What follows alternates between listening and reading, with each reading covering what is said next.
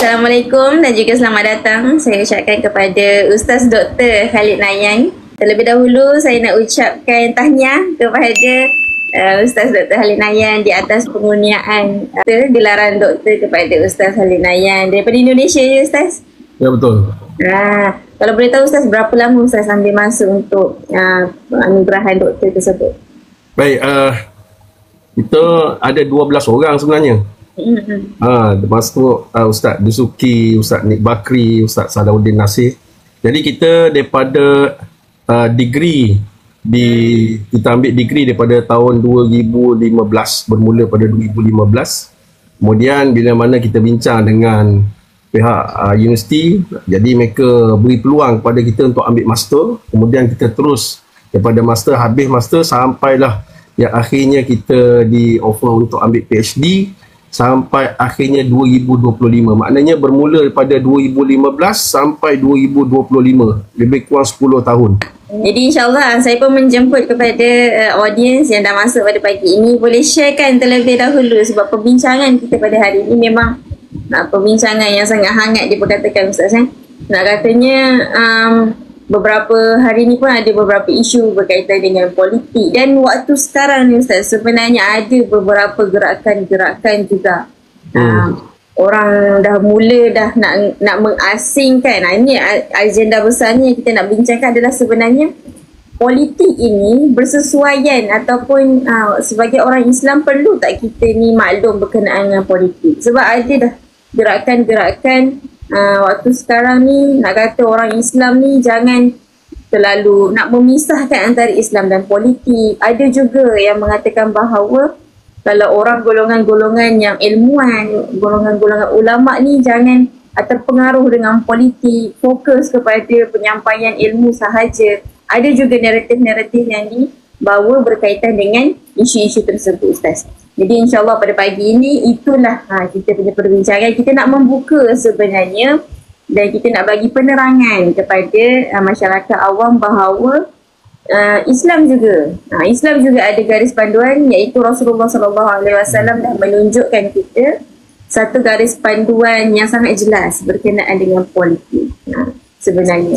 Jadi mungkin kita membuka kepada perbincangan kita hari ini. Ustaz boleh tak ceritakan atau sharekan kepada kita sedikit bagaimana ataupun mungkin ada kisah-kisah sirah yang kita boleh ambil ibrah daripadanya berkenaan dengan kepimpinan Rasulullah Ustaz. Mungkin kita buka dulu dengan sirah-sirah yang menarik daripada Ustaz Khalid Nayan, insyaAllah.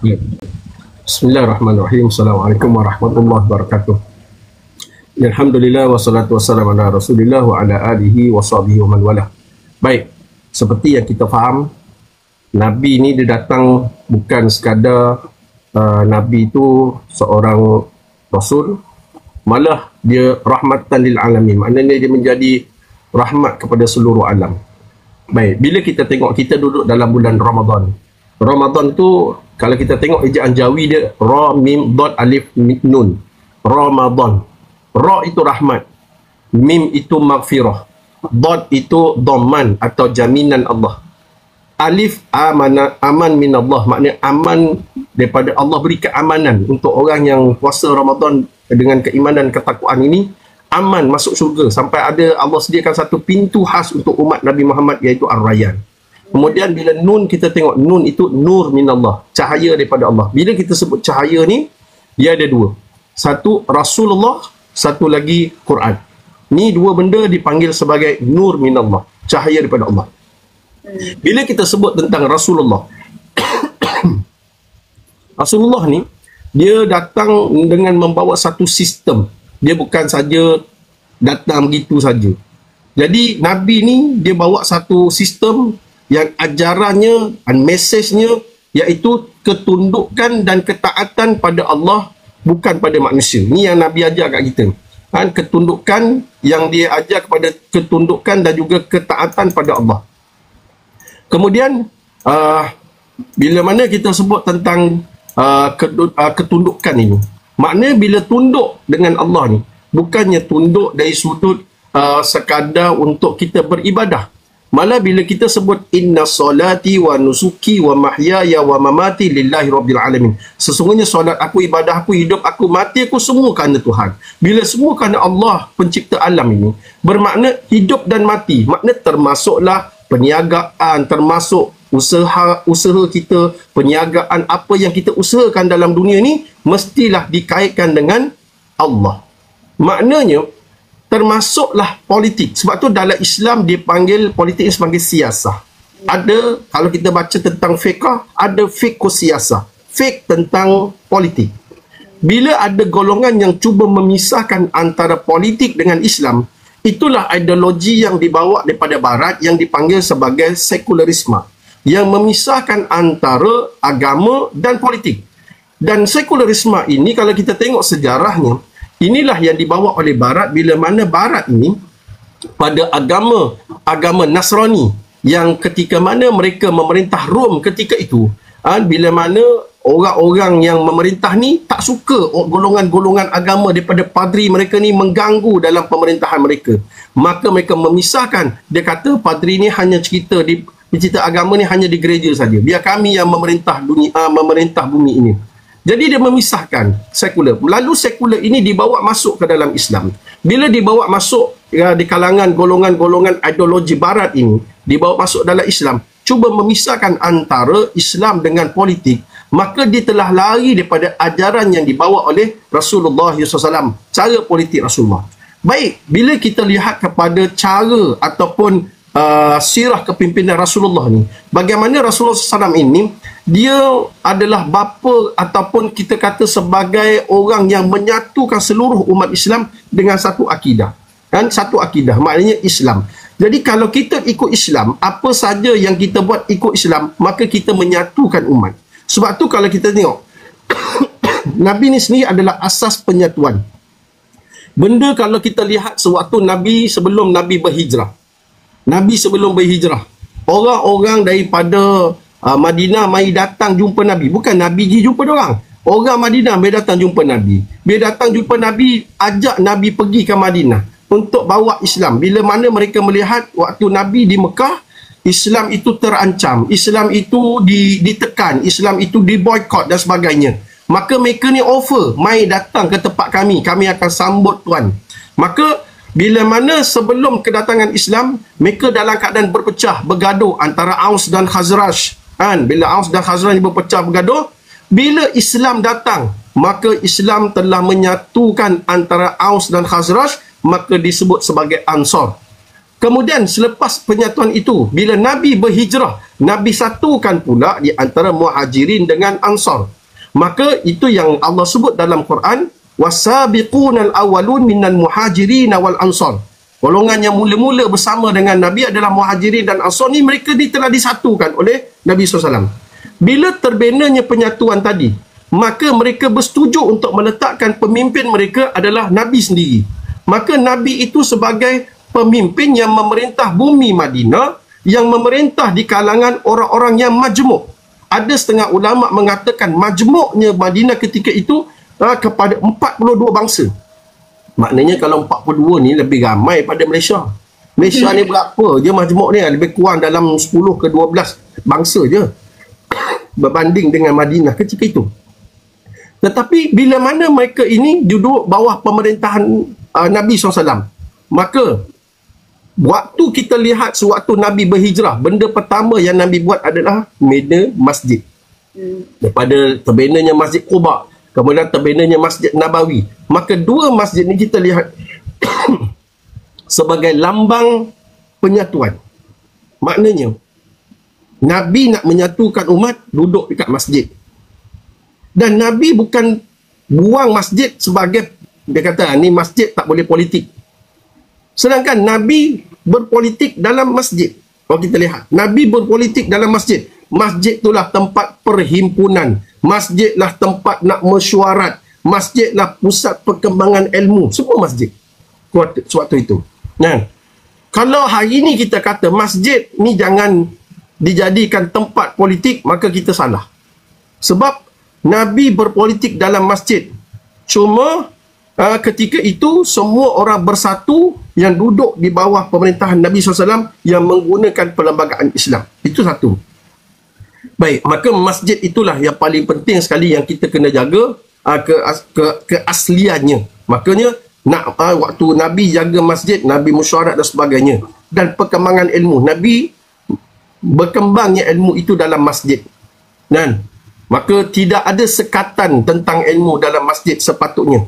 Berbanding dengan hari ini yang masjid itu disekat dan hanya orang-orang tertentu saja boleh menyampaikan ilmu dalam masjid, maka dia kata ustaz-ustaz ataupun alim ulama yang terlibat dengan politik tak boleh. Kan? Maka ini telah memisahkan antara politik dengan agama. Saya antara orang pertama, batch pertama yang ditarik tauliah kerana pemegang jawatan politik dan tak boleh berceramah dalam masjid. Ini antara memisahkan antara politik dengan Islam. Maka inilah dipanggil fahaman sekular. Baik. Kemudian bagaimana kita tengok sirah kepimpinan Nabi ini? Nabi memerintah bumi Madinah ini menggunakan satu perlembagaan yang dipanggil Piagam Madinah. Kita tengok bagaimana Nabi ini dia hijrah pada tahun 622 Masehi. Kemudian perlembagaan yang bertulis, inilah perlembagaan yang bertulis pertama di dunia. Belum ada lagi perlembagaan yang orang kafir buat, melainkan Piagam Madinah inilah perlembagaan yang pertama yang Nabi buat, iaitu benda yang pertama di dunia berlakunya perlembagaan yang bertulis. Itu yang kita kena faham. Maknanya banyaknya perkara-perkara sebenarnya orang kafir yang meniru cara Islam. Anda bagi contoh, waktu zaman pemerintahan Saidina Umar bin Khattab. Saidina Umar ni, dia ni orang panggil sebagai tajdid, orang yang memperbaharui pemerintahan Islam. Waktu zaman dialah yang mencipta pasukan polis, dia mencipta pasukan bomber, dia mencipta pasukan yang pergi memantau harga-harga barang di pasar-pasar. Ni zaman Saidina Umar.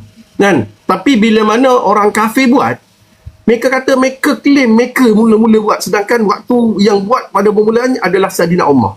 Kan? Yang memantau harga-harga barang di pasar. Dia menggunakan seorang makcik, seorang perempuan tua yang pergi ke pasar-pasar ni tanya tentang harga-harga barang.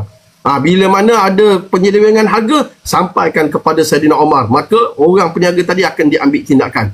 Jadi ini yang Nabi tinggalkan kepada sahabat-sahabat dulu di dalam memerintah bumi Madinah yang menggunakan perlembagaan yang telah ditulis oleh Nabi SAW, iaitu dipanggil Piagam Madinah. Itu yang kedua. Kemudian cara Nabi yang ketiga iaitu mempersaudarakan antara semua golongan-golongan Islam.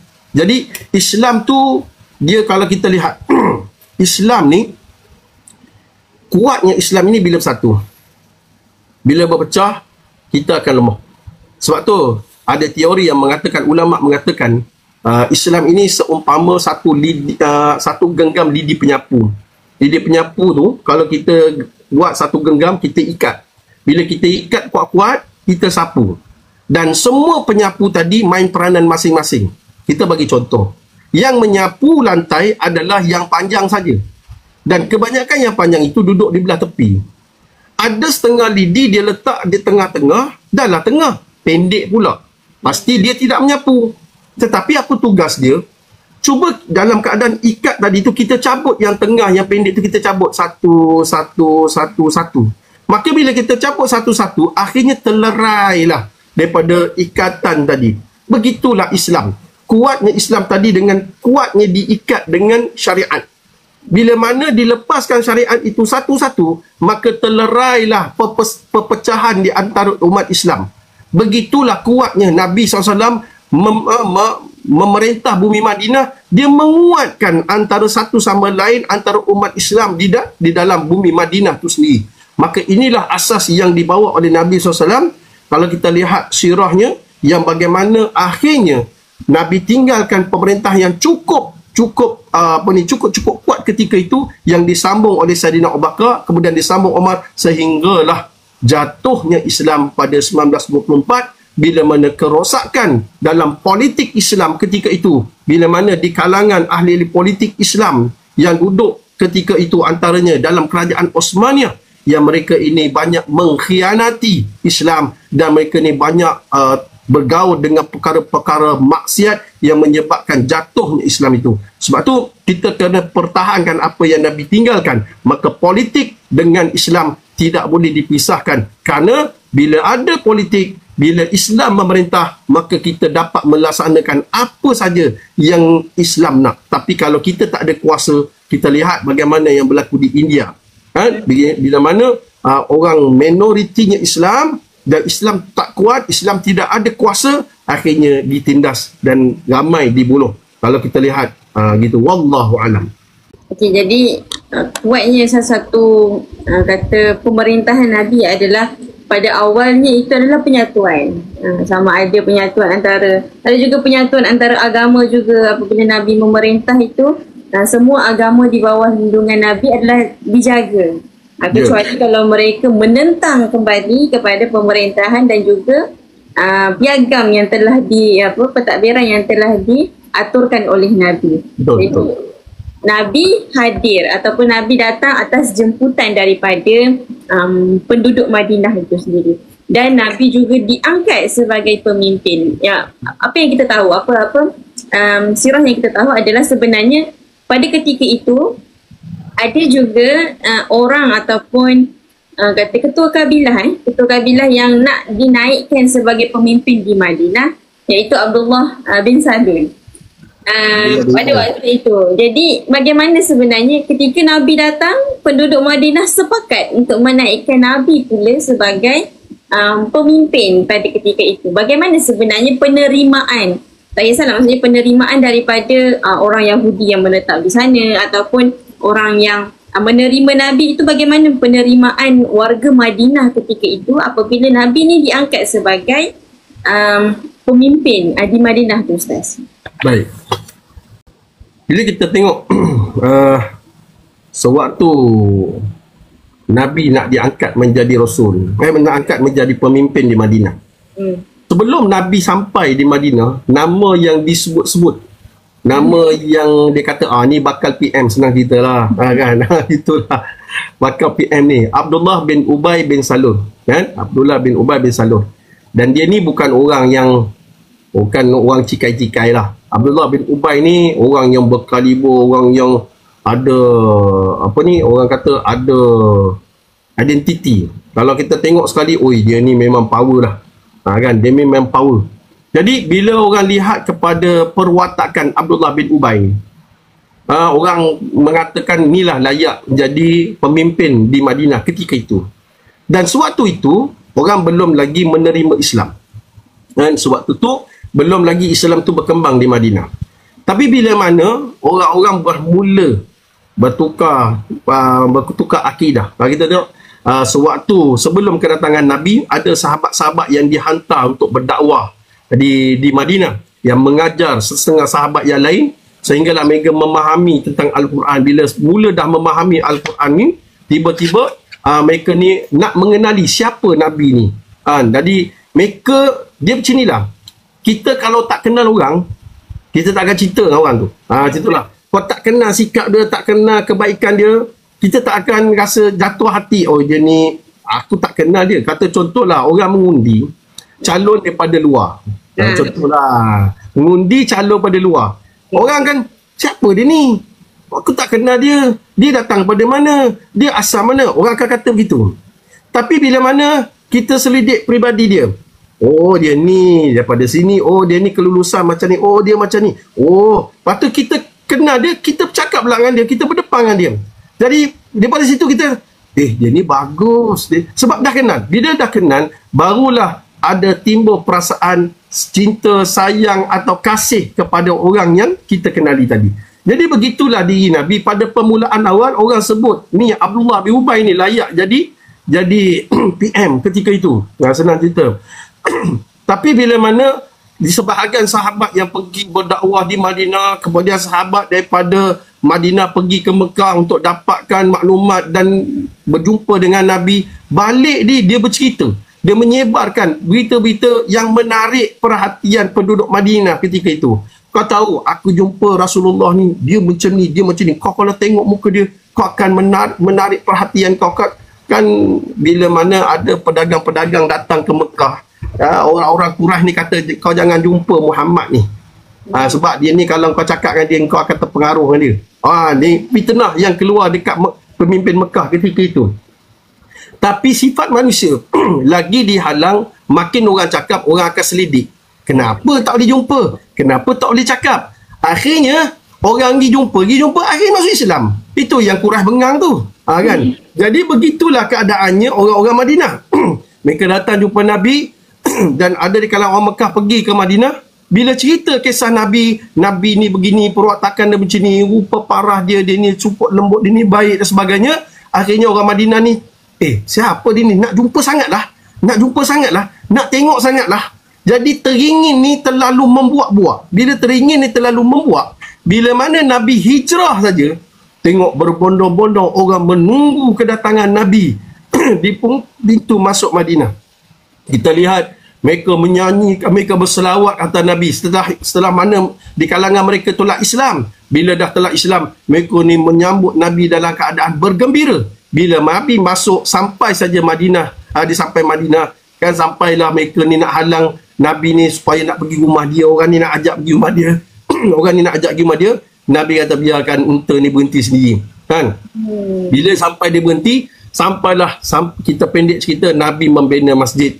Bila Nabi masjid, mereka ni sepakatlah golongan Muhajirin dan Ansar ini. Bila melihat wajah Nabi, melihat perwatakan Nabi, dia kata tak adalah orang lain. Sebab ketika itu orang Madinah dah mula masuk Islam. Bila dah ramai masuk Islam, mereka memahami tentang akidah, memahami tentang iman, dan mereka ni dekat dengan Nabi, melihat pada perwatakan Nabi, melihat pada wajah Nabi. Sebab Nabi tu yang kita sebut tadi, nur minallah. Kita lihat ni satu benda yang akan tertarik perasaan dan hati kita. Sampai hari ni pun, kalau kita yang Nabi kata orang yang tak pernah jumpa Nabi tapi sayang Nabi ni, kita ni tak pernah jumpa pun Nabi tapi sayang, itu kata apa? Itulah sebagai dipanggil mukjizat atau nur yang Allah berikan kepada kita sebagai hidayah. Bila kita pergi ziarah Nabi, Nabi kata siapa yang menziarahi aku waktu aku telah tiada, maka seumpama dia menziarahi waktu aku hidup. Maka melihat Nabi, mendengar cerita Nabi, tiba-tiba kita menangis. Kenapa? Kita kena fikir benda tu. Kenapa tiba-tiba boleh menangis? Kan pasti ada sesuatu. Apalagi orang Madinah yang melihat Nabi berhijrah masuk bumi Madinah, tengok muka Nabi, tengok perwatakan Nabi, tengok semua tengok. Pastinya mereka ini timbul kecintaan pada Nabi. Bagaimana bila kita lihat Bilal bin Rabah sendiri, selepas kewafatan Nabi, dia tak nak duduk dah Madinah. Dia nak pergi duduk dekat Syam. Sebab apa? Bila masuk saja Masjid Nabawi, tengok je makan Nabi, menangis. Masuk masjid, tengok makan Nabi, menangis. Dia tak nak benda tu berlaku pada diri dia. Jadi dia minta izin kepada Abu Bakar untuk hijrah pula, pergi ke Syam. Begitu keadaan orang yang melihat Nabi. Kalaulah keadaan begitu, kita lihat sejarahnya. Kalau kita lah hari ni ada orang macam tu, kita angkat tak jadi pemimpin? Pasti kita angkat. Sebab kita tahu Allah baiknya dia ni, Allah kan. Kita akan jadi macam tu. Begitulah keadaan orang Madinah. Lalu mereka rasa gembira bila Nabi diangkat menjadi pemimpin. Di situlah timbulnya perasaan dengki, busuk hati dan permusuhan yang sangat ketat daripada Abdullah bin Ubay bin Salul. Walaupun dia seorang bapa munafik yang masuk Islam, berpura-pura masuk Islam, maka dialah orang sehinggakan anak dia sendiri, Abdullah bin Ubay, nak bunuh dia, tapi tidak diizinkan oleh Nabi. Kenapa? Satu benda je, Nabi ni dia lebih mementingkan umat. Dia tak pentingkan diri peribadi dia tak penting. Dia yang penting umat dia. Sebab dia kata kalau kau bunuh dia akan timbul satu fitnah. Apa dia? Fitnah orang Quraisy mengatakan Muhammad bunuh sahabat. Jadi aku tak nak benda tu jadi fitnah, aku tak nak benda tu berlaku, maka jangan bunuh. Biarkanlah Abdullah bin Ubay ni mati sendiri. Akhirnya dia mati sendiri. Inilah keadaan bagaimana mereka gembira nak angkat Nabi sebagai pemimpin dengan mengenepikan orang yang sebelum ni disebut-sebut namanya. Jadi kalau setakat berbelas tahun nunggu nak jadi PM tu biasalah. Kan? Orang tak jadi PM pun ada. Abdullah bin Ubay. Wallahualam. Okey. Maksudnya sebenarnya penerimaan tu sebelum daripada Nabi datang berhijrah lagi pun orang dah menerima Nabi dengan hati yang terbuka. Kemudian apabila melihat kepribadian Nabi tu sendiri menyebabkan orang ingin sangat mengangkat Nabi ni sebagai pemimpin dan menjadi pemimpin yang sangat inilah maksudnya sangat berjaya. Untuk seterusnya Ustaz, kita nak tahu juga Nabi ni memang menjadi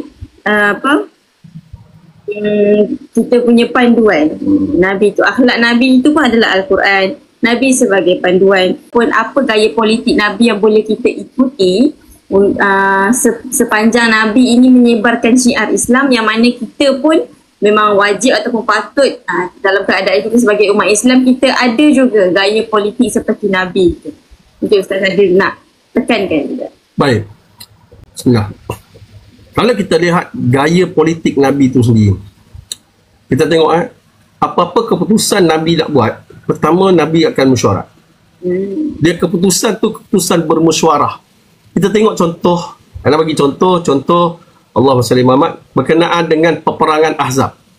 Dalam perang Ahzab, walhal Nabi boleh je buat keputusan sendiri, tapi Nabi tak buat keputusan sendiri. Nabi panggil sahabat untuk berhimpun, untuk berkumpul, untuk mesyuarat. Okey, ni sekarang ni tentera-tentera pakatan musuh ni sedang berkumpul di bahagian utara Madinah. Di bahagian utara Madinah. Mereka nak serang ni 200,000 tentera, kata kan. Nak serang Madinah. Jadi macam mana pandangan sahabat-sahabat semua untuk menghadapi peperangan ini? Ketika itu seorang sahabat yang bernama Salman Al-Farisi kan, dia bagi idea, dia kata, ya Rasulullah, kami dulu dekat Parsi, kami menghadapi serangan seperti ini, kami korek parit. Nabi kata, ni satu benda yang satu benda yang Arab tak pernah buat. Arab tak pernah buat. Tiba-tiba datang pula idea ni. Baik. Akhirnya bila bincang dengan sahabat lain, semua setuju. Bila setuju, Nabi pun arahkan semua korek parit di bahagian utara Madinah. Hari ni tempat tu dijadikan antara tempat kubu-kubu Islam tu, dijadikan sebagai Masjid 7. Kalau kita pergi sebelah, kalau pergi umrah ke, kalau pergi haji, kita pergi ziarah Masjid 7, itulah kawasan-kawasan dia. Tempat kubu-kubu yang telah Nabi susun untuk peperangan Khandaq ini atau Ahzab ini. Baik. Kalau kita lihat apa yang Nabi ajar kat kita kat situ, pertama, Nabi bukan ada sifat asobiah. Sebab apa? Yang bagi idea ni orang Parsi, Salman. Orang Parsi ni siapa? Orang Iran. Dia bangsa Iran, dia bukan bangsa Arab. Kalaulah Nabi ni sikap asobiah, dia akan, kau dia orang Iran, apa kena-kena dengan Arab kan? Iran nak Arab ni, kita nak ambil bangsa kita dulu. Begitu tak? Sekarang ni kita lebih kepada kau Islam, aku Islam. Yang penting mempertahankan Islam. Tak kira apa bangsa sekalipun, pertahankan Islam. Islam yang paling penting, yang paling utama. Maka dalam buat sesuatu keputusan, pertama Nabi mesyuarat. Ini gaya hidup Nabi, gaya politik Nabi. Mesyuarat jangan tinggal. Sebab mesyuarat adalah salah satu dipanggil tanggungjawab di dalam politik. Mesyuarat adalah salah satu adalah amanah dalam politik. Maka cara pemerintahan Nabi adalah cara buat keputusan di dalam mesyuarat. Baik. Tapi dalam masa yang sama, Nabi juga ada satu kuasa dia panggil kuasa eksklusif, kuasa eksekutif. Yang boleh, orang kata bukan kuasa veto, tetapi buat suatu keputusan di dalam keadaan-keadaan tertentu. Yang itu keadaan lain. Tapi kebanyakan keputusan Nabi mesyuarat. Antara dalam menentukan peperangan Uhud. Kan? Itu mesyuarat. Banyak benda yang Nabi mesyuarat. Baik, itu pertama. Yang kedua, kita lihat gaya politik yang Nabi ajar kepada kita. Mendahulukan kemaslahan umat dibandingkan peribadi. Contoh kes yang tadi saya sebut berkenaan dengan bunuh Abdullah bin Ubay.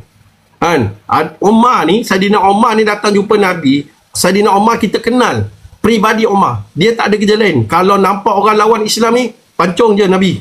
Pancung je Rasulullah. Bunuh je Rasulullah. Tapi Nabi tak bagi. Kan? Ni Saidina Umar. Ada pun yang perkara yang kedua yang nak sebut berkenaan dengan Nabi pernah terfikir untuk mengubah suai Kaabah. Tapi sebabkan Kaabah itu satu benda yang cukup besar bagi pandangan umat Islam, maka Nabi takut ditolak idea untuk mengubah Kaabah ni, takut idea ni akan menciptakan perselisihan di kalangan umat Islam, maka akhirnya Nabi lupakan idea tu. Nabi ketepikan idea. Ini maknanya Nabi lebih mementingkan masalah ummah daripada peribadi. berbeza dengan kita hari ini. Hari ini kita lebih kepada kepribadian berbanding dengan umat. Biar rakyat susah tak apa, yang penting kita senang. Nampak tak? Dia kan beza kat situ cara Nabi. Baik, kita lihat. Sewaktu seorang sahabat yang bernama Sa'id bin Amir Al-Jumahi, waktu pemerintahan Saidina Umar, dia diletakkan sebagai gubernur di Syam. Gubernur dekat Hims. Hims ni dekat Syam. Atau ada setengah panggil Hums. Baik. Bila dia jadi gubernur kat sana, pernah satu ketika Saidina Umar pergi ke tempat ni, Umar panggil pembesar-pembesar ketika itu, Umar kata, tolong senaraikan nama fakir miskin. Fakir miskin ni, tolong senaraikan nama dia. Sebab ada barang-barang banyak di Baitul Mal ni, banyak barang yang kita nak kena bagi. Akhirnya diorang pun senaraikan nama. Tiba-tiba senarai nama tu bagi kepada Saidina Umar. Ada satu nama yang Umar rasa terpegun. Bila lihat nama Sa'id bin Amir. Lalu Umar tanya, siapa Sa'id bin Amir ni? Lalu pembesar-pembesar ni jawab apa? Dia kata, Sa'id bin Amir ni pemimpin kami lah, gubernur kami. Takkan gubernur kalian ni miskin? Betul, kata rakyat ni tadi, kata pembesar, betul. Gubernur kami miskin. Jarang sekali rumah dia berasap. Maknanya jarang masak. Umar tak percaya. Umar pergi rumah dia melihat sendiri. Betul. Inilah Sa'id bin Amir yang mendapat tarbiyah direct pada Nabi, yang menjadi gubernur di Syam. Ketika itu di Hims ini adalah negeri yang kaya, negeri yang banyak hasil, tetapi pemimpinnya miskin. Begitu gaya hidup yang diajar oleh Nabi SAW, gaya sebagai seorang ahli politik menjadi pemimpin ketika itu. Berbezakan kita hari ini. Kita hari ini siapa jadi pemimpin? Dia paling kaya. Atau yang bila geledah rumah macam-macam juta-juta jumpa, akan berbeza. Itu yang kedua, mendahulukan kemaslahan rakyat, umat daripada berbanding kepribadian. Yang ketiga cara Nabi, gaya Nabi, iaitu Nabi berpegang dengan prinsip, walaupun ada nak bagi rasuah atau nak ditawarkan dengan harta tahta dan wanita. Kan pada waktu Nabi berdakwah di Mekah, Nabi dipanggil oleh pakcik dia Abu Talib. Abu Talib ni tanya, wahai Muhammad, dia kata, sekarang ni geng-geng Abu, kata geng Abu lah, Abu Lahab, Abu Sufyan, Abu Jahal, geng-geng Abu and the gang, kata dia kan. Dia ni offer kat engkau, kalau engkau nak harta, mereka boleh kumpul harta bagi kat engkau. Kalau engkau nak tahta, mereka boleh letak engkau jawatan yang paling tinggi. Kalau engkau nak wanita, engkau pilih mana wanita yang kau nak, mereka akan bagi dekat engkau. Dengan satu syarat. Apa dia syarat dia? Hentikan dakwah. Tu je syarat. Satu je. Kau buat benda ni, kau dapat semua benda. Kalau kita macam mana? Orang bagi hadiah hamper, kita ambil lah. Kata Tok Guni Aziz arwah dulu, almarhum Tok Guni Aziz kata, berkenaan dia kaitkan dengan hadiah. Hadiah ni hukum menerima hadiah atau memberi hadiah. Bagaimana hukum dia? Baik, dia kata, kalau seseorang itu memegang jawatan yang boleh mengubah sesuatu keputusan, lalu ada orang bagi hadiah dekat dia, maka hukumnya haram, sebab itu termasuk rasuah. Orang bagi hadiah tu yang boleh mempengaruhi keputusan, maka hukumnya haram. Maka hadiah hamper ke apa ke, itu hukumnya haram, kata Tok Guni Aziz. Jadi kalau orang tu tak ada jawatan, tak ada apa-apa kepentingan yang boleh mengubah apa-apa keputusan, lalu dibagi hadiah, yang tu hadiah. Tapi anak sebut satu lah, kalau kita tak ada jawatan ni, agak-agak orang bagi hadiah kat dia. Kan? Memang tak ada lah. Senang cerita, memang tak ada lah. Jadi itulah dipanggil sebagai rasuah. Jadi Nabi kata apa? Kalau bagi tahu dengan tiga Abdul kan, ada tiga Abu ni, senang cerita lah, Abu and the gang ni. Nabi kata kalau mereka memberi matahari, kalau matahari tangan kanan atau bulan di tangan kiriku, untuk aku tinggalkan kerja dakwah ni kan, aku takkan tinggalkan, aku takkan terima. Maknanya Nabi tolak rasuah yang diberi, iaitu Nabi memegang prinsip harta, tahta, wanita ni, Nabi tolak semua. Aku pegang pada prinsip. Prinsipnya adalah Islam, dan Nabi akan terus berdakwah. Dan bila mana Nabi pegang dengan prinsip, akhirnya Allah beri kemenangan pada Nabi. Apa dia? Inna fatahna laka fathan mubina, iaitu pembukaan kota Mekah. Nabi bukan sekadar dapat Madinah, Nabi dapat kota Mekah, dua bandar yang utama ketika itu, maka dua-dua duduk di bawah pemerintahan Islam. Ini gaya politik yang Nabi ajar kepada kita, iaitu berpegang dengan prinsip. Jadi walaupun strategi boleh berubah, tapi prinsip tak akan berubah. Prinsip tak akan berubah, strategi berubah-ubah. Tu bila orang tanya kalau strategi bersama dengan orang kafir macam mana, tengok siapa yang dominan di dalam tu. Kalau yang dominan Islam, tak ada masalah. Tapi kalau yang dominannya orang kafir, itu bermasalah sebab dia akan mengubah dan dia akan mempengaruhi supaya Islam tidak terlaksana. Wallahu a'lam. Nabi telah meninggalkan kita satu garis panduan yang sangat jelas, dan memang kalau kita bukan pemimpin pun perkara tu memang perlu diterapkan oleh kita. Sebab walaupun kita bukan pemimpin dari sudut perlembagaan negara, kita adalah pemimpin sebagai diri sendiri, kita adalah pemimpin kepada rumah tangga kita. Jadi nak katanya 3 perkara tadi yang saya tulis, ada 3 perkara, iaitu musyawarah, mendahulukan kemaslahatan umat, dan juga berpegang kepada prinsip. Menjadi pegangan utama sebagai seorang pemimpin itu dalam kita nak menjaga sesebuah negara, tetapi pada masa yang sama kita menjaga juga kedaulatan Islam di dalam satu negara tersebut. Lebih-lebih lagi kalau negara itu adalah berlandaskan dengan perlembagaan Islam. Kalau kita tengok pada keadaan sekarang ni, orang dah mula memberi satu pandangan-pandangan yang tak baik ataupun pandangan-pandangan naratif yang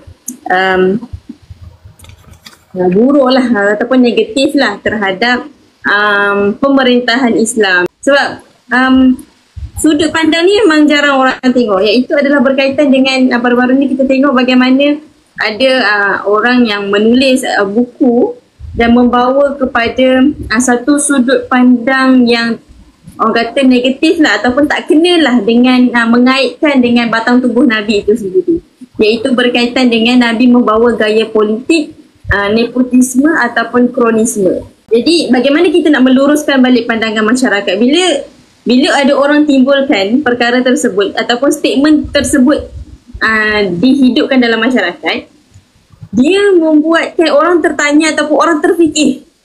Kadang orang terfikir macam betul, ada orang terfikir takkanlah macam tu. Maksudnya bagaimana kita nak meluruskan balik pandangan tersebut, Ustaz?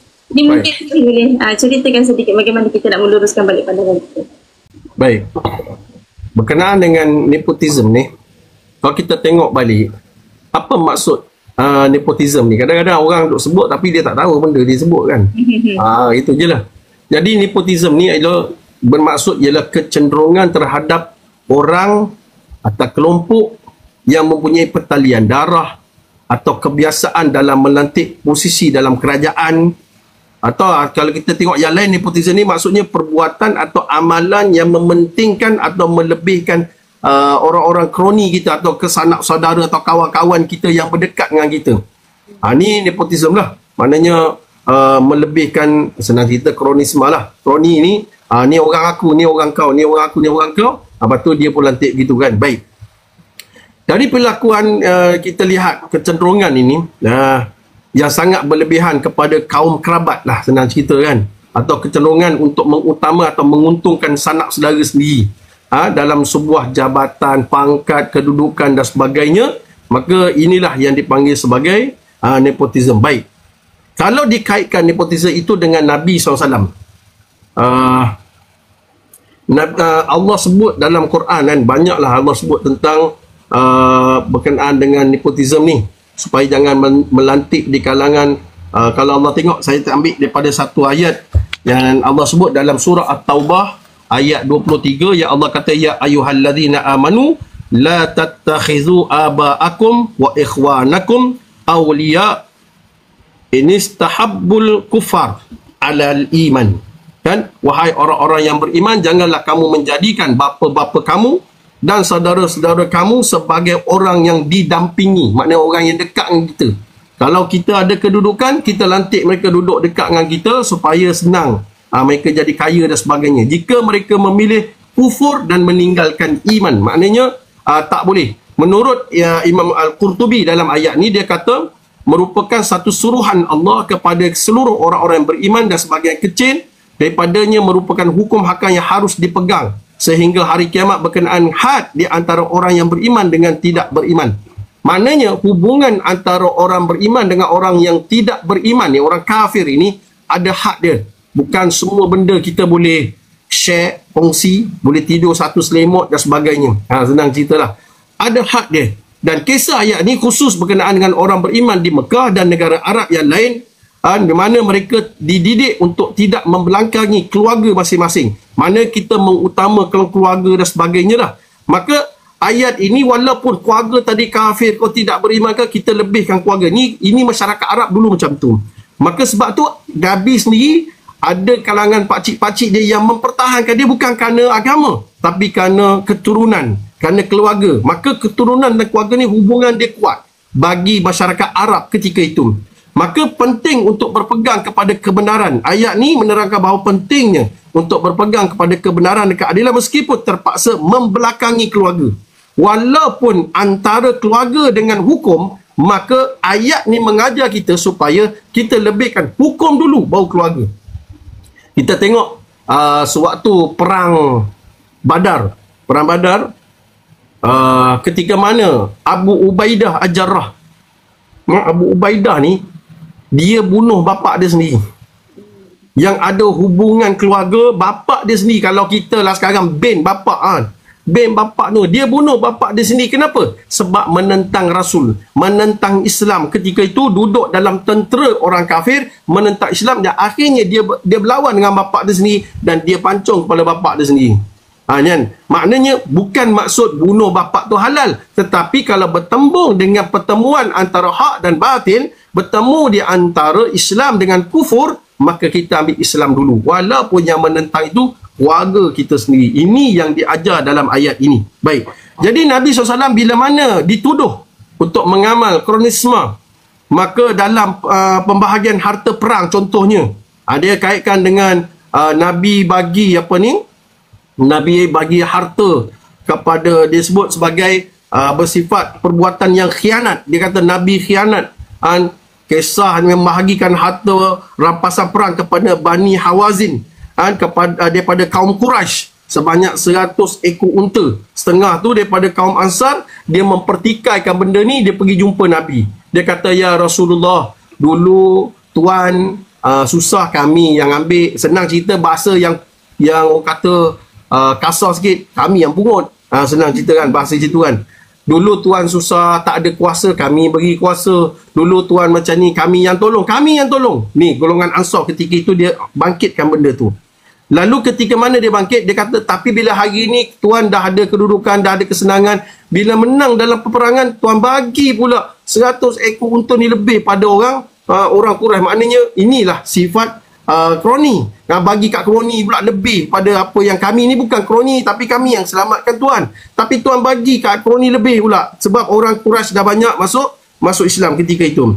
Lalu Nabi tanya kepada mereka, sesungguhnya aku memberikan harta kepada mereka dengan yang baru ni sebab mereka ni baru saja meninggalkan kekufuran, kan? Untuk menarik perhatian dan menarik hati mereka kepada agama Islam. Tidakkah kamu ni gembira mengambil harta tersebut, sedangkan kamu bila mana Nabi kata, sedangkan mereka hanya dapat harta. Yang kalian ni balik Madinah ni dengan aku balik dengan kalian ke Madinah. Nabi tanya macam tu. Sekarang ni aku bagi kau dua pilihan. Engkau nak harta, aku boleh ambil balik harta-harta tu, bagi balik sama rata. Atau aku tak balik Madinah dah, aku duduk Mekah. Kau nak aku balik Madinah atau kau nak harta? Dia tanya macam tu kan. Bagi kata dua, Nabi bagi kata dua dekat golongan Ansar. Akhirnya apa mereka kata? Bila mereka fitnah, bila mereka kata yang Nabi ni bagi harta kepada kroni-kroni ni, akhirnya bila Nabi sebut perkataan pilih antara dua ni, mereka kata macam ni lah, wahai Rasulullah, tuan ambillah harta-harta kami ni, bagilah kepada orang-orang Quraisy ni, kalau itu membuatkan mereka gembira dan kekal dengan Islam. Kami tak nak harta ni. Hari ni kami sedar yang tuan ni lebih penting daripada harta. Maknanya kami nak Rasulullah balik dengan kami ke Madinah. Biarlah harta kami tak dapat, tak apa. Nampak? Baru mereka nampak yang kepentingan Rasulullah tu lebih utama daripada harta tadi. Maknanya Nabi buat sesuatu pasti ada matlamat. Sebab tu syariat Allah turunkan kepada kita mesti ada dia punya maqasidus syariah, matlamat atau tujuan sesuatu benda. Bila ada tujuan, orang faham dengan tujuan, maka insya-Allah kita tak nampak benda yang Nabi buat tu sebagai kroni. Contoh, saya bagi contoh kedua. Dalam nak katalah Nabi ni kronisme ataupun nepotisme, kalau nak kata Nabi ni lebih pentingkan kroni, baik, dalam peperangan Mu'tah, Nabi lantik 3 pemimpin ni, 3 kroni Nabi. Panglima pertama namanya Zaid bin Harithah, kedua Ja'far bin Abi Talib, ketiga Abdullah bin Rawahah. Siapa Zaid bin Harithah? Anak angkat Nabi, kroni Nabi. Yang kedua Ja'far bin Abi Talib, siapa? Sepupu Nabi, kroni. Yang ketiga Abdullah bin Rawahah, siapa dia ni? Penyair Nabi, kroni Nabi ni, 3. Sampai Nabi kata kalau 3 ni mati, lantiklah di kalangan kalian seorang panglima. Baik, dalam peperangan Mu'tah, 3 panglima ni mati, 3 ni. Zaid mati, Ja'far mati, Abdullah bin Rawahah mati. Okey, kita kata fitnah Nabi, kata Nabi lebih pentingkan kronisme atau nepotisme. Sekarang ni Nabi ni bila nak pergi perang ni, atau Nabi nak matikan orang dalam peperangan, Nabi lantik kroni dulu. Nak kata macam mana tu? Nak kata macam mana? Nabi lantik kroni dulu dalam peperangan Mu'tah ni, dan 3 ni mati, masuk syurga. Syahid 3 ni syahid. Makna Nabi nak cerita bukan masalah kroni, masalah sekarang ni takwa, iman kamu kepada Allah. Bila orang fitnah Nabi sebagai nepotisme ataupun kronisme ini satu benda yang cukup besar yang menjadi fitnah kepada kita hari ini, bahawasanya mereka ni adalah orang-orang yang menolak Islam. Walaupun yang cakap tu orang Islam sendiri, tetapi mereka tak nak kepada pelaksanaan Islam tu sendiri, yang menyebabkan timbul daripada mulut dan hati mereka tentang perkara-perkara yang boleh menimbulkan fitnah terhadap Islam itu sendiri. Kalau kita nak sebut, banyak lagi perkara-perkara yang Nabi lantik di kalangan kroni dia, yang kebanyakan mereka ni dalam keadaan yang susah, dalam keadaan yang sampai mati di kalangan mereka ni. Maknanya kalau kita nak katalah, baik Nabi simpan kroni daripada nak matikan kroni, simpanlah kroni. Besok Nabi senang, bila hari mengundi semua orang sokong Nabi je. Senang cerita kan. Tapi sebabkan Nabi tak pandang benda tu, Nabi memikirkan kemaslahan umat tu lebih utama daripada kronisme. Wallahu a'lam. Jelaslah di situ bahawa maksudnya Nabi ada mengamalkan, tetapi melihat kepada keutamaan kenapa Nabi mengamalkan perkara tersebut. Ada juga Nabi orang kata berkenaan dengan Nabi memberikan jawatan kepada Umar tu adalah menantu Nabi, Abu Bakar As-Siddiq adalah bapa mertua dan sebagainya. Tetapi kalau kita lihat daripada credibility ataupun kepimpinan mereka yang dipimpin itu, mereka yang dipilih oleh Nabi itu sendiri, memang menjadi keutamaan untuk Nabi memilih mereka sebagai pemimpin ataupun diberikan jawatan kepada mereka kerana mereka memang layak. Jadi nak kata perkara tersebut adalah melihat juga kepada bagaimana Nabi mengutamakan kredibiliti dan juga kepimpinan yang akan membawa kepada kesejahteraan Islam. Ada seorang sahabat minta jawatan. Abu Zar Al-Ghifari nama dia kan. Dia minta, ya Rasulullah, bagi aku jawatan ni. Nabi kata kau tak boleh sebab kau tak layak. Nabi tegur terus, kau tak boleh, kau tak layak pegang jawatan tu Abu Zar. Kau duduk je Abu Zar, sebab kau ni orang alim. Abu Zar jadi orang alim je. Nabi sampai tegur dia macam tu, maknanya kau tak layak. Ada sahabat tak layak, Nabi kata tak layak. Tapi kalau Nabi letak tu, maknanya itu satu kelayakan bagi mereka. Itu bukan kronisme. Ya, betul. Okey.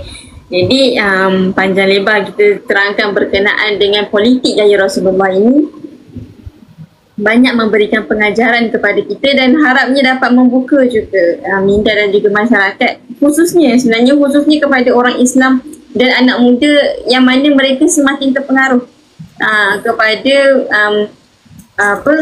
menjauhkan diri kepada politik. Bila orang kata politik ni tak patut diterapkan oleh mana-mana orang Islam, ataupun orang Islam tak patut ada dalam politik, dan kebanyakan kepada anak muda ni terpengaruh.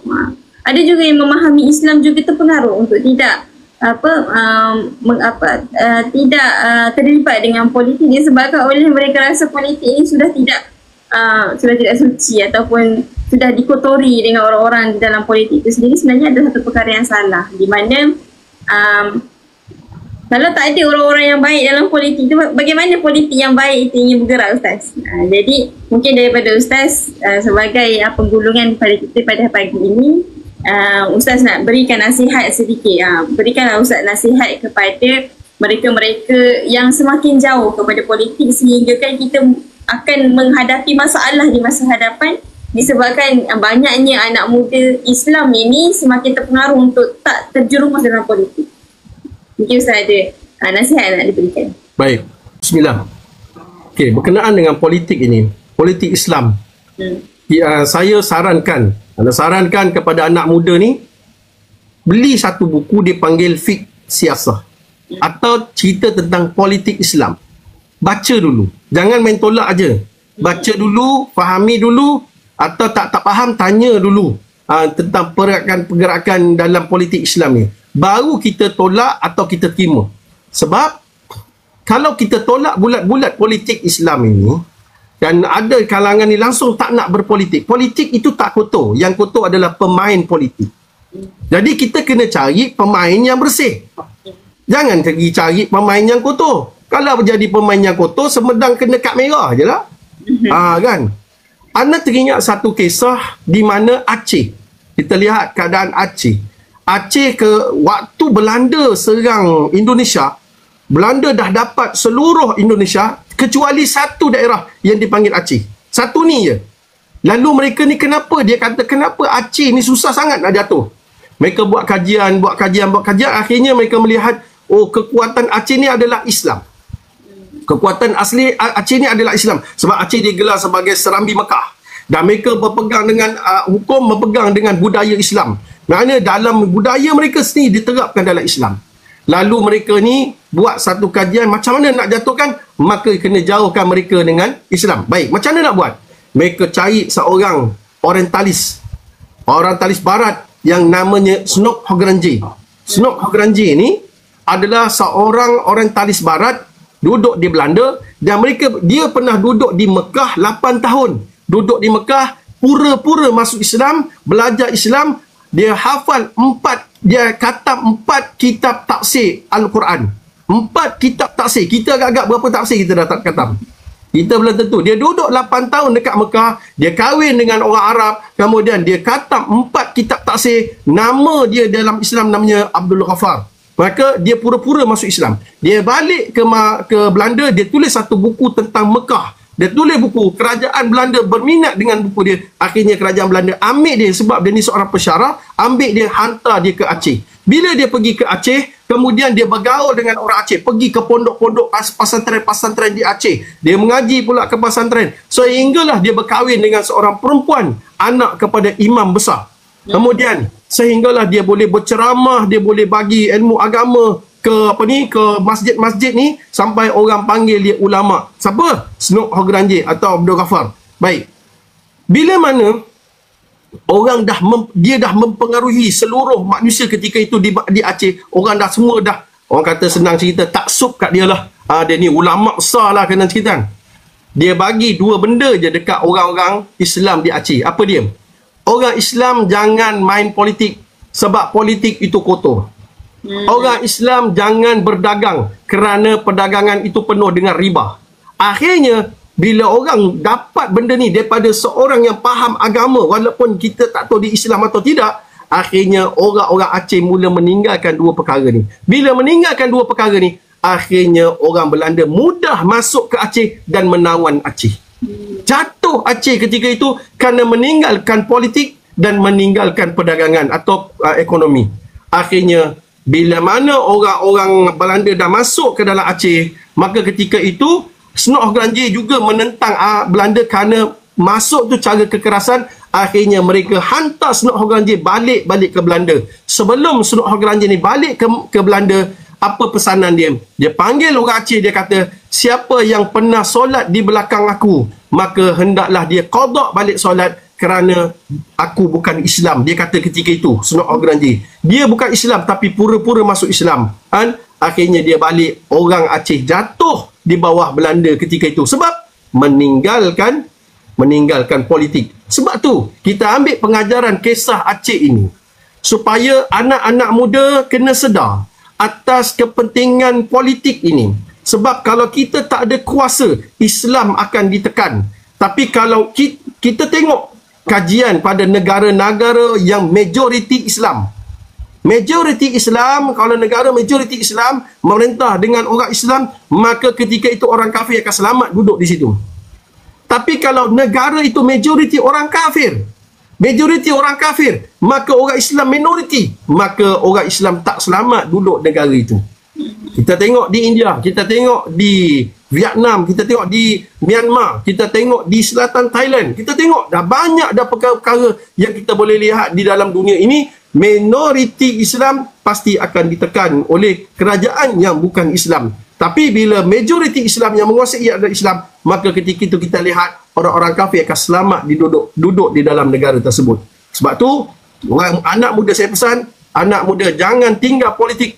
Pergi cari buku-buku politik, tambahkan ilmu politik, kaji dulu, baca dulu, tabayun dulu, kita fahami dulu, ambil ilmu dulu, baru kita buat satu keputusan sama ada nak berpolitik atau tinggalkan politik. Sebab politik tidak kotor, yang kotor adalah pemain politik itu sendiri. Wallahu a'lam. Jadi terima kasih kepada Ustaz atas nasihat tersebut dan harapnya kita semua dapat mengambil iktibar dan juga ibrah daripada perkongsian kita hari ini, sirah-sirah berkaitan dengan kepimpinan Rasulullah. Gaya politik Rasulullah itu yang paling penting sekali. Kalaulah satu hari nanti kita ditakdirkan untuk berkancah dalam kancah politik itu, kita kena masuk dalam kancah politik itu, jadikanlah gaya Rasulullah, politik gaya Rasulullah ini sebagai panduan kepada diri kita dan tambahkanlah ilmu-ilmu berkaitan dengan politik agar politik Islam itu dapat ditegakkan semula dan dapat dikembangkan supaya untuk menjamin masa depan negara dan juga perlembagaan negara kita terjamin. Sebab masa sekarang kalau kita boleh tengok, bukan sahaja di luar negara, di dalam Malaysia pun apabila digugatnya politik Islam ataupun perlembagaan Islam itu digugat, semakin banyak kekacauan dan semakin banyak perkara-perkara kesan-kesan negatif yang membawa kepada keburukan kepada masyarakat itu sendiri. Rakyat yang akan mendapat susah dan juga dan dia adalah satu perkara jangka panjang yang mungkin sekarang kita rasa tak apa je, tak ada apa perkara yang berlaku, tetapi di masa akan datang ataupun jangka panjangnya itu adalah kesan yang lebih besar sedang menanti kalau kita sebagai umat Islam dan juga anak muda tidak mengambil peranan kita untuk masa sekarang di dalam kancah politik itu sendiri. Jadi insyaAllah pada hari ini terima kasih saya ucapkan kepada Ustaz Dr. Khalid Nayan. Saya ucapkan terima kasih banyak-banyak dari Perspektif 360 untuk hadir jemputan kami pada hari ini. Harapnya kalau ada masa dan peluang lagi, insyaAllah kita akan jemput lagi Ustaz bersama dengan kita untuk masa hadapan. Alhamdulillah. Itu saja untuk pagi ni. Nanti nantikan video penuh untuk kita punya perbincangan ni di YT. Di YT, orang sekarang panggil YT Ustaz. Kita akan upload di YT Perspektif 360 video penuh perbincangan pada hari ini. Dapatkan video-video penuh juga tentang perbincangan sebelum ini dan bual bicara kita sebelum ini di YT 360 dan juga dapatkan isu semasa di Perspektif 360. Follow kami dan juga follow Ustaz Khalid Nayan dengan perkongsian ambil pot Ustaz. Saya agama. Saya follow juga slot ambil pot bersama Ustaz Khalid Nayan tu. Banyak sangat ilmu-ilmu dan juga perkongsian yang dapat kita ambil iktibar dan harapnya perbincangan pada hari ini walaupun tak banyak adalah sedikit yang dapat kita praktikan dan adalah sedikit yang boleh kita jadikan sebagai panduan. InsyaAllah Ustaz, untuk itu terima kasih lagi dan minta maaf juga sekiranya ada kekurangan daripada pihak kami. Mungkin Ustaz sedikit kita minta Ustaz untuk berdoa sedikit sempena pada bulan Ramadan ini, insyaAllah Ustaz. أعوذ بالله من الشيطان الرجيم. بسم الله الرحمن الرحيم. الحمد لله رب العالمين والصلاة والسلام شفيع المرسلين وعلى آله وصحبه أجمعين. رضيت بالله ربا وبالإسلام دينا وبمحمد صلى الله عليه وسلم نبيا ورسولا. اللهم إنا نسألك السلامة في الدين وعافية في الجسد وزيادة في العلم وبركة في الرزق وتوبة قبل الموت ورحمة عند الموت ومغفرة بعد الموت. اللهم عون علينا في سكرات الموت والنجاة من النار والعفو عند الحساب. اللهم اغفر لنا ذنوبنا ولوالدينا وارحمهم كما ربيانا صغيرا. اللهم تقبل منا صلاتنا وصيامنا وقيامنا وركوعنا وسجودنا وقعودنا. اللهم إنك عفو كريم تحب العفو فاعف عنا. فاعف عنا يا كريم، فاعف عنا يا رحيم، فاعف عنا يا أكرم الأكرمين. اللهم ربنا أتمم لنا نورنا واغفر لنا إنك على كل شيء قدير. اللهم ارزقنا حلاوة في الإيمان، وارزقنا حلاوة في العبادة، وارزقنا حلاوة في الجهاد في سبيلنا. ربنا آتنا من لدنك رحمة وهيئ لنا من أمرنا رشدا. ربنا آتنا في الدنيا حسنة وفي الآخرة حسنة وقنا عذاب النار. وصلى الله على سيدنا محمد وعلى آله وصحبه وبارك وسلم. الحمد لله رب العالمين.